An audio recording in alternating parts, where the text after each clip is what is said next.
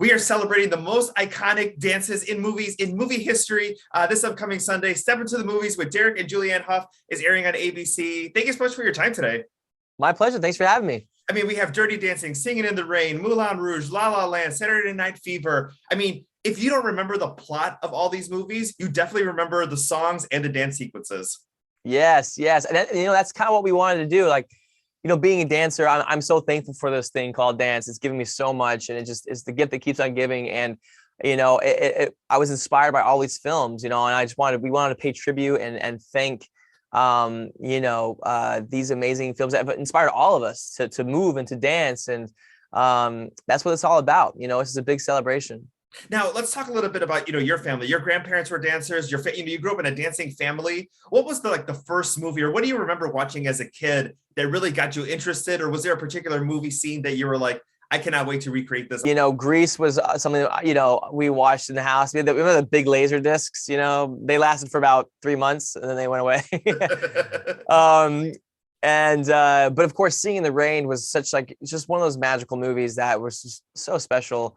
And not just Singing in the Rain, like Moses Opposes and Make Him Laugh and Good Morning. There's so many great pieces from that film.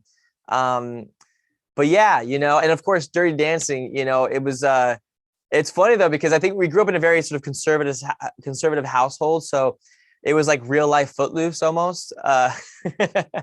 And speaking of Footloose, Kevin Bacon is going to be part of this episode. You were in Footloose in London. What was it like to work with him in there? And then also Ariana DeBose. I mean, she's having her moment right now. Oh my gosh. Well, first of all, with Kevin Bacon, it's funny because I grew up in Utah, where probably 5 miles away from the mill, of Footloose, where that was shot. And so we always had that sort of connection. That was like our claim to fame. We were like, Footloose was shot here, close to home. And then of course I started in the West End, and then Julianne starred in the film, the remake. So we have a lot of connections to Footloose, and to have Kevin, willing and wanting to be a part of this in some way, it was awesome. It's really special. And Ariana DeBose, she, first of all, one of those amazing performers, and just like you said, she's having an incredible moment right now. But reaching out to her, and she was, on board immediately. And I think that when she came in for rehearsal, she had won some big award the night before, and then she's in rehearsal, and then the next day she's winning another award, and then she's back in rehearsal, and just an amazing woman who I'm so excited for people to see this piece. Her and Julianne doing all that jazz is it's unbelievable. I don't want any spoilers at all, but during the point where Ariana was there, did she talk about here's what I might wear at the Oscars, or I might say this, or did that conversation kind of come up? No, it was fully focused on the task at hand, but it was awesome. It's just great to see, when you meet somebody and somebody who is a true artist or performer or whatever it is, the awards are great, but it always comes down to the work, you know what I mean? And what we're doing in that moment. And you can just see that she's a true professional, and, and we have just an amazing array of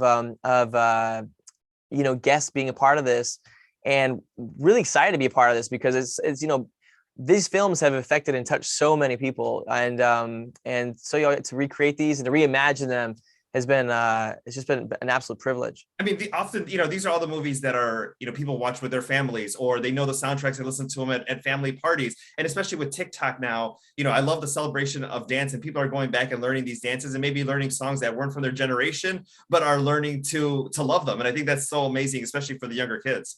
Well, and what's so great to piggyback what you just said was having Charli D'Amelio a part of this. We reached out to her, and she has 140 million followers or something crazy on TikTok, and has this huge following. And we reached out to her, said, would you like to be Baby, and this Dirty Dancing remake? And she's a huge fan, and it was important for us to sort of have a younger generation a part of this too, to introduce this, and to keep these films alive.